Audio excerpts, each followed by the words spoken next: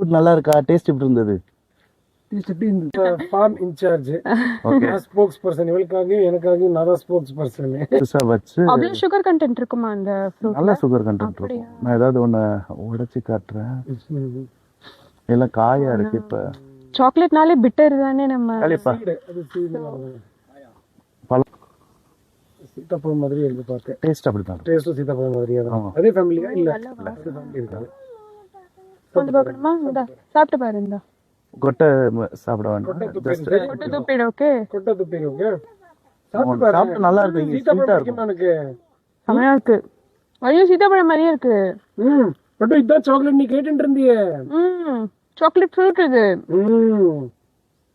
சூப்பரா இருக்குடா.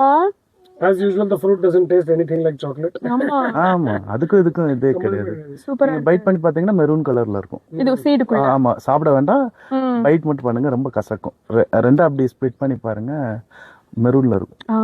Beans எவ்வளவு நாள் ferment பண்ணுவோம் ஆனா before you take it to the factory? Total இதுக்கு வந்து 12 days ஆகும்.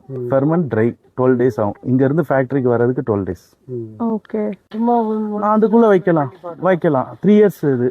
ஆனா எங்களோடது கொஞ்சம் டென்ஸா பிளான்ட் பண்ணிருக்காங்க. இல்ல இல்ல 20. இல்ல, அது பிரச்சனை இல்ல, வந்துரும். ஆனா ஹைட் இருக்கணும். ஆமா, இல்ல அது ஒரு 40 வருஷம் ஓல்ட் ட்ரீஸ் தான் எல்லாம். ஒன்றும் பிரச்சனை கிடையாது. 40 yearsனா நல்ல இது. அதாவது பிளான் பண்றாங்க அப்படின்னா ஃபர்ஸ்ட் கோகனட் ட்ரீ 3 years கழிச்சு தான் இதை வைக்கணும். ஓகே.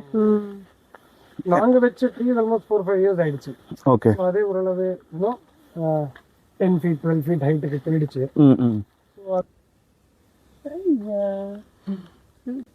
ஃப்ரூட் நல்லா இருக்கா? டேஸ்ட் எப்படி இருந்தது? டேஸ்ட் எப்படி இருந்தது? சொல்லு மாமட்டே. சூப்பர்.